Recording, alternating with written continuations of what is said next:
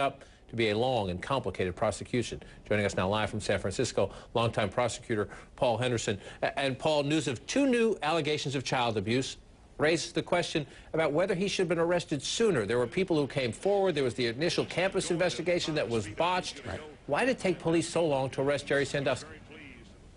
Well, you know, it's an interesting legal issue in terms of what the criminal justice process is in Pennsylvania. It's very similar in most states. There's actually only 2 states that have this unusual permutation of their grand jury process. So in Pennsylvania, and the other state is Connecticut, what a grand jury does is not an actual indictment.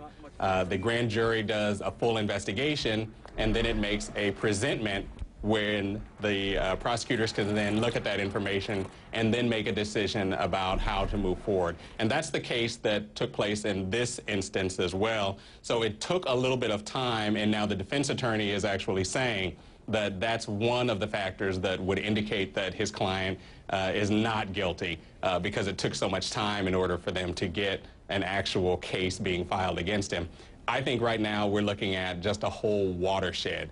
There are going to be more and more cases coming out of this incident. There are more alleged victims coming out left and right to testify and move forward that want to tell their part of the story. I think it's not looking very good right now, and this is, I think, turning out to be one of the worst incidents in college football that is going to be a big stain for quite a long time. If that's the case and it continues to grow, there were a lot of people a week ago who were saying, how's this guy out on bail? Now you hear of victims who are young, not adult victims, alleged victims, I should make clear, who are younger. Could Jerry Sandusky, should he not, by prosecutors, should they not go to court and say this is a potential danger to the community?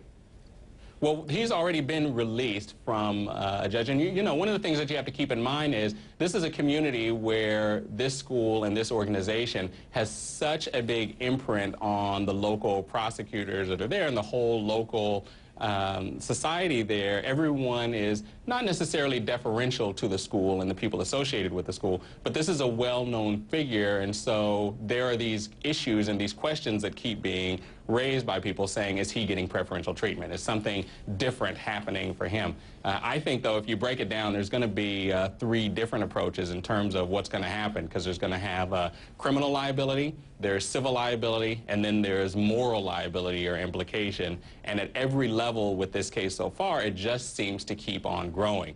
In terms of the criminal cases and the criminal charges, even though he has been released on bond, as new alleged victims come forward, you can bring and add that case back onto a calendar and bring it in front of a judge again in order to put someone back into custody. So the fact that he's out right now and there are new charges potentially and there are new victims potentially does not mean that he will stay out of custody or that he should stay out of custody as more charges unfold and as we learn more and more information about what was happening in the past and what the violations that are being alleged grow in that community.